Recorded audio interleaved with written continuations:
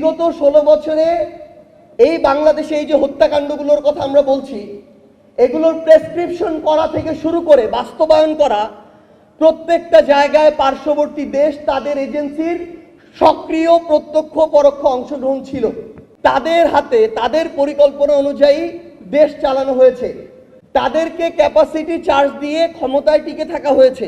কিন্তু আমরা এখন একইভাবে দেখছি আমার বাংলাদেশের সীমান্তে একদিনে একটা জায়গায় দুইজনকে গুলি করে হত্যা করা হয়, আমার দেশের পররাষ্ট্র মন্ত্রণালয়ের সরকার প্রধানের কোনো স্টেটমেন্ট তাদের কাছে পর্যন্ত পৌঁছায় না।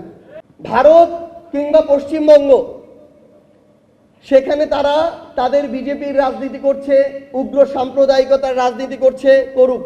এই রাজনীতিতে তারা যে পরিমাণে মুসলিম বিদ্বেষ নিয়ে এসেছে, যে পরিমাণে জ্বালাও পোড়াও করছে, খুন করছে, মানুষকে নির্যাতন করাটাকে বৈধ মনে করছে, এটাকেও তারা যখন বৈধতা দিচ্ছে, আমরা একজন নাগরিক হিসেবে, প্রতিবেশী রাষ্ট্র হিসেবে এই ধরনের মানবতা বিরোধী যে অপরাধগুলো, এগুলোতেও আমাদের মতামত দেওয়ার মতো সাহসিকতা আমরা দেখাতে পারছি না।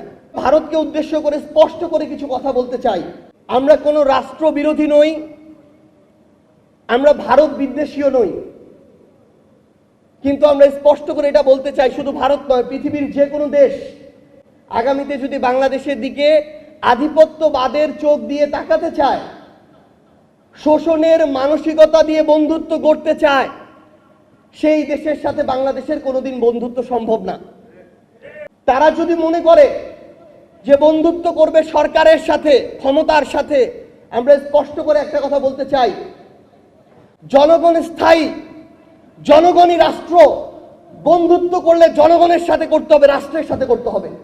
আগামীর বাংলাদেশে পৃথিবীর যে কোনো দেশ যদি চিন্তা করে কোনো সরকারকে ক্ষমতায় টিকিয়ে রেখে জনগণকে উপেক্ষা করে বাংলাদেশকে তাবেদারি রাষ্ট্র বানাবে, আমরা স্পষ্ট করে একটা কথা বলতে চাই, ওই সরকার আগামীর বাংলাদেশে কোনো দিন হতে পারবে না, ক্ষমতায় আসতে পারবে না, টিকতে পারবে না, যেই সরকার জনগণের আকাঙ্ক্ষাকে উপেক্ষা করবে।